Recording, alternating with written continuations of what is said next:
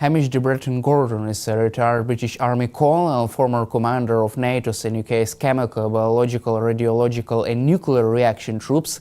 Welcome to our program, Colonel Hamish. Thank you very much for having me. Ukrainian President Volodymyr Zelensky says that Vladimir Putin will die soon and after that the war will be over. What is your reaction to such a statement from President Zelensky? Well, I haven't heard it myself, and I'm sure he's not being absolutely literal in what he's saying here. But it is certainly true that the war is being elongated by the Russians. The Russians seem to, although they are talking a good game with the Americans and others, it seems pretty clear that actually Putin and the Russians have no interest in a peace at the moment. Putin believes that he's winning and making progress.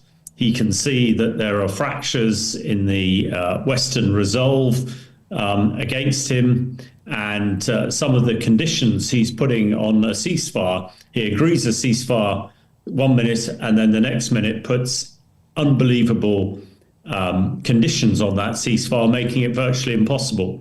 So I would agree with President Zelensky at the moment that the main the block to peace is Putin himself, who refuses to agree any meaningful terms to a ceasefire. I think everybody except the Russians, and in particular President Putin, wants a peace in Ukraine as soon as possible, but it's got to be a just peace that will satisfy the people of Ukraine and President Zelensky. But at the moment, Putin is the block, the person in the way of it. And I think the final thing I'd say on this is that Putin knows that he has cost his country a devastating amount of casualties, which are not really known in Russia. And I think Putin knows that once the mothers of Russia realize that Putin has been responsible for nearly 1 million casualties, his time in office will be short. So, yeah, I think the bottom line is that that Putin has no desire for peace at the moment and wants to keep going as long as possible. So that is the inference I get from President Zelensky's comments recently. I will cover with you ceasefire negotiations, but let's also discuss recent Ukrainian strikes deep inside Russia. Ukrainian strike on Russia's Engels 2 strategic aviation airfield has destroyed 96 Russian cruise missiles, according to the General Staff of the Armed Forces of Ukraine. How can you assess such result of Ukrainian long-range strikes? Well, I think in recent days, some of the Ukrainian long-range strikes have been very, very effective.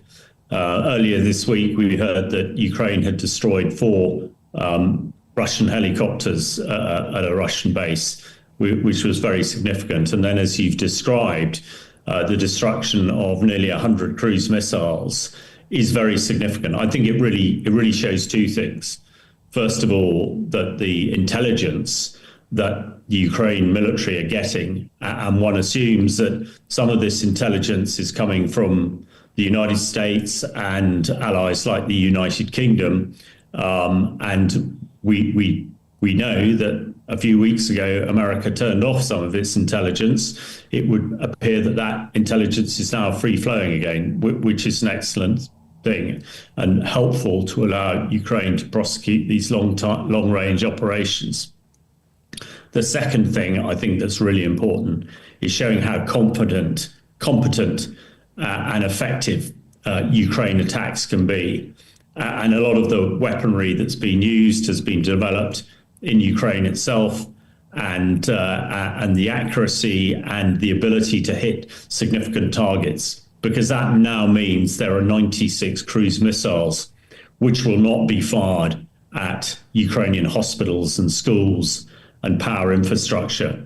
And a cruise missile in its own is a significant piece of equipment, costing thousands, if not millions of dollars. So this is a really important blow that Ukraine has done to not only stop the ability of the Russians to attack more and more civilian infrastructure in Ukraine, but also is a very clear message to Russia that Ukraine can be on the offensive. And now that intelligence is flowing freely again, targets are not safe in Russia.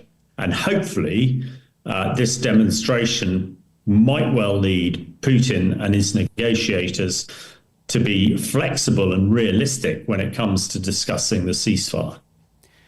From your perspective, does the UK government still allow Ukraine to strike deep inside Russia with British-made Storm Shadow cruise missiles? Because we haven't heard about these strikes for a while.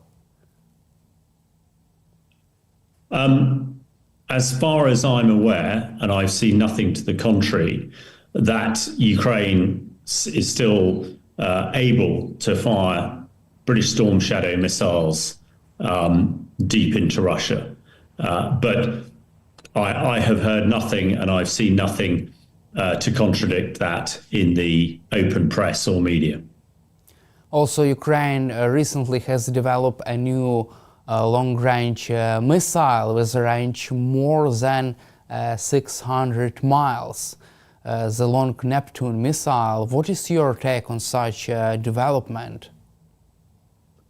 Well, I think this is a demonstration of the capabilities that the Ukraine military and its scientific establishment and others have developed over the last 3 years. And that has been a very, very significant and very impressive piece of what the Ukraine people have been able to do. We've discussed many times the shortage of weapons and the slowness for weapons to be deployed to Ukraine. But actually, we also know that Ukraine has got on itself and has not waited for those. And this Neptune missile that we're now aware of is a personification and demonstration of that. You know, this is being able to fire, you know, a missile with a decent payload, a decent warhead, you know, over a considerable distance and be successful. This is not an insignificant capability. And again, I think it's a very positive step, again, and really a demonstration to the Russians that Ukraine's not standing still, that they are going forward and they will get better and more effective weapons, you know, as things progress. And you know, hopefully it'll also stimulate, you know, Western supporters to make sure that they continue and up their flow of sophisticated long-range missiles to Ukraine as well, so that, you know, it can get on a more even footing and start dominating the Russians more and pushing them back. Let's cover also Ukraine's ceasefire negotiations. Russia has agreed to ceasefire in the Black Sea and to partial ceasefire in the air to halt attacks on Ukrainian energy grid. What is your assessment of this stage of negotiations, and what kind of game Russia is playing, Vladimir Putin and his negotiators? Well, I think Ukraine has been very forward-leaning and very positive for the ceasefire and seems to be doing all that it can to try and get the ceasefire enacted. Because, you know, when Ukraine agreed to a 30-day ceasefire some time ago, and the Russians sort of agreed to it, but then attacked Ukraine infrastructure virtually before the ink was dry on the paper, and showed no signs at all of wanting a ceasefire. It would appear that the Russian solution to a ceasefire is what we're calling the Black Sea deal. In other words, allowing Russia to export goods through the Black Sea, or allowing the Russian Black Sea fleet, which Ukraine has already defeated, back into the game, and also for the prevention of attacks on power infrastructure in both countries. And I think it's very important that people in the international world realize that it's actually Russia who is suffering most. Ukraine has been very successful at attacking the hydrocarbon industry in Russia, the oil and gas, and that is where Russia is getting all its money from various countries to keep its war machine going. Russia has tried to turn off the lights and turn off the heat for the last 3 winters in Ukraine by attacking its power infrastructure, and has failed.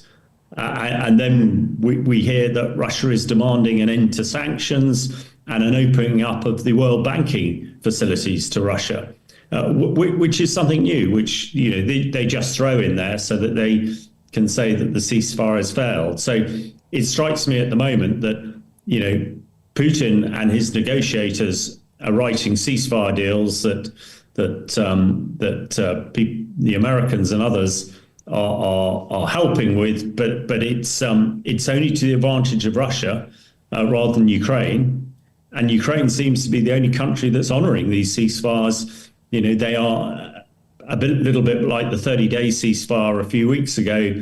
The ink is not dry on signing these agreements before the Russians break them.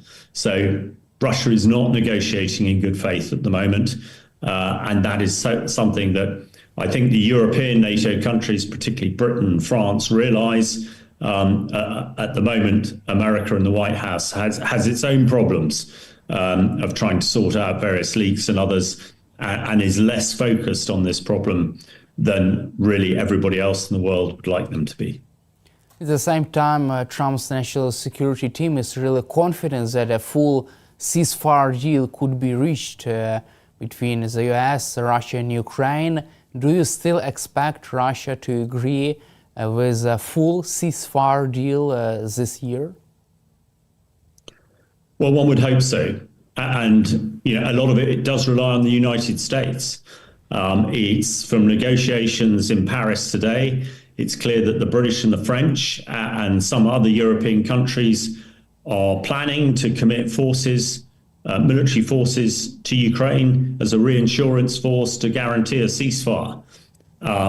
But it's really up to the Americans to bring Putin to the ceasefire table and get them to sign it. And at the moment, that does not seem to be the case.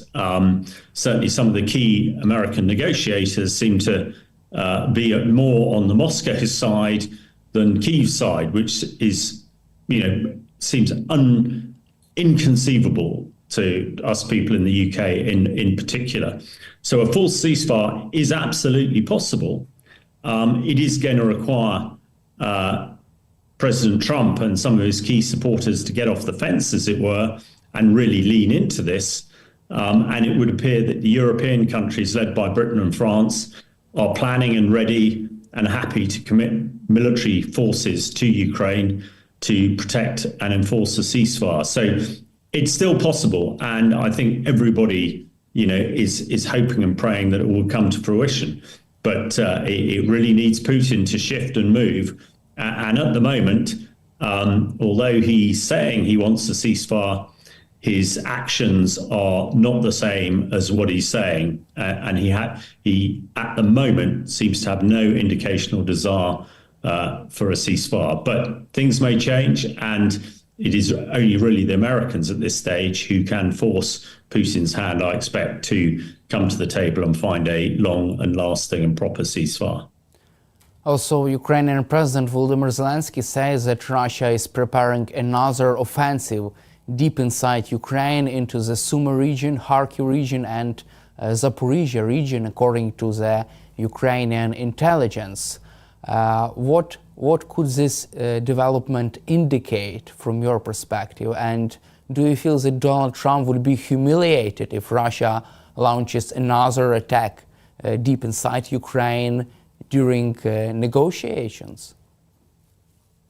Well, I expect Ukrainian intelligence is very good.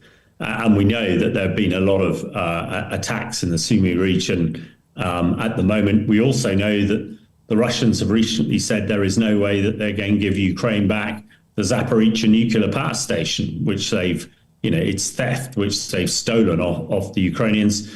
And we also know that President Putin, part of his stipulations for peace is that the 4 oblasts, which they've illegally taken but don't completely hold, he insists that they are integrated into Russia completely. And in order to do that, he would need to take them. So I think there is a realistic possibility that the Russians are planning that.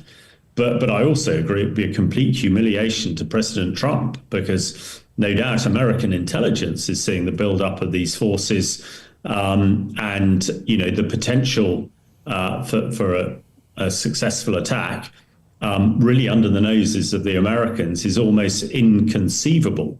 So it is certainly likely, and one will have to see. The rhetoric coming out of the White House does seem to change on an almost daily basis, but it's gone quiet recently after the dreadful security breach that came about from signal messages being published widely on the world media, talking about Americans attacking Houthis and Americans' view on Europe and the Ukraine conflict. So we shall just have to wait and see. But it's good, I think, that the Ukrainian government and military have put these potential attacks in the sort of open source and public domain, so nobody can say they didn't know if they do come to fruition. So, it's very tense times, I think, in that part of Ukraine at the moment, I'm sure.